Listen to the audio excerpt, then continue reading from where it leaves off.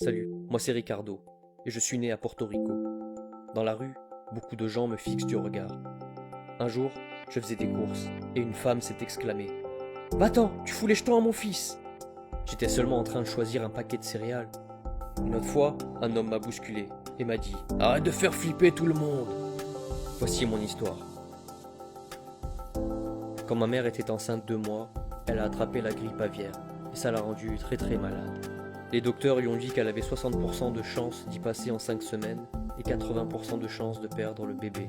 Mais ma mère était une battante. Elle a enduré toutes les opérations et elle a suivi tous les traitements nécessaires à sa survie. Elle s'est remise de la grippe et elle avait 95% de chance de s'en sortir, mais la maladie avait déjà eu ses effets sur moi. Les docteurs lui ont dit qu'il fallait attendre et voir comment j'allais être à la naissance.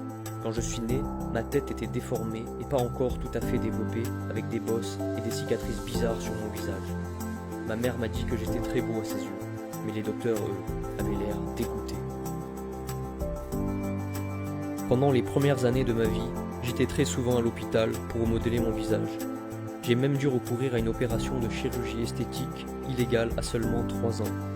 Les médecins ont fait tout ce qu'ils ont pu, mais mon visage avait encore l'air bizarre, avec des centaines de cicatrices laissées par l'ablation des bosses et par les points de suture. Mais le pire dans tout ça, j'avais un bec à la place du nez, grand, crochu et arrondi. Ça ressemblait vraiment à un bec d'oiseau.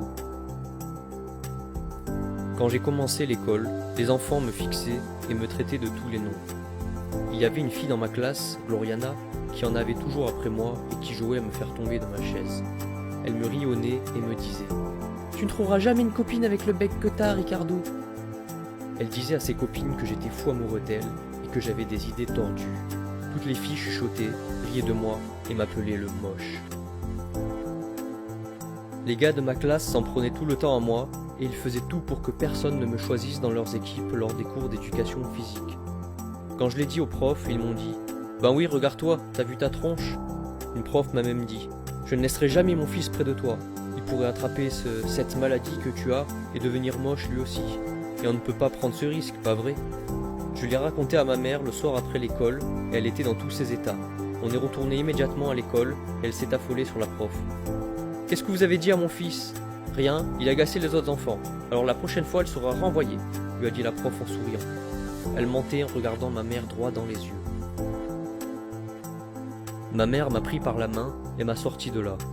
Elle m'a dit qu'il fallait qu'on déménage pour s'éloigner de tous ces regards, ces intimidations et ces menaces que je subissais à l'école. On a emménagé dans une autre ville et là, je suis allé dans une école spécialisée.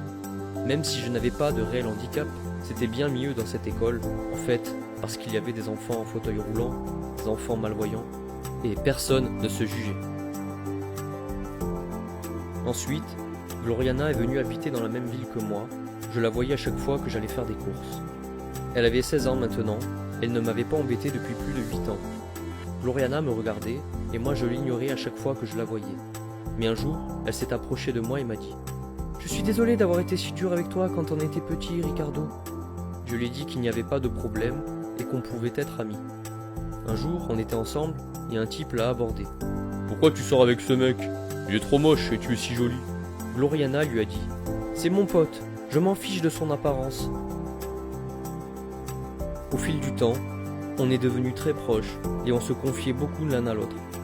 Elle s'est ouverte sur son passé, elle manquait de confiance en elle parce qu'elle avait été maltraitée à la maison et elle se défoulait sur moi.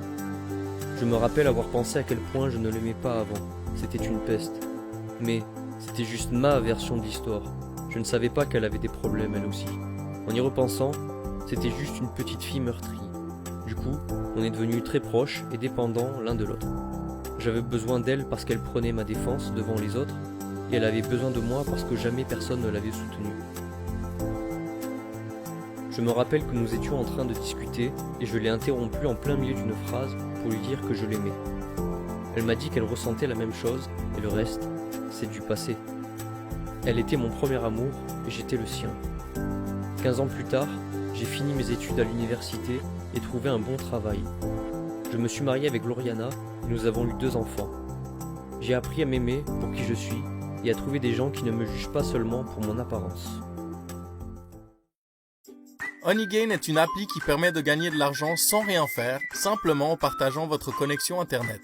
Tout ce que vous avez à faire est d'installer l'application sur votre Mac, PC ou Android et l'activer. C'est tout.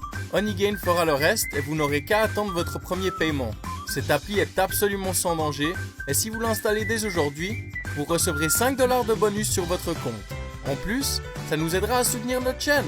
Alors n'attendez plus. Cliquez sur le lien dans la description et commencez à gagner de l'argent dès aujourd'hui.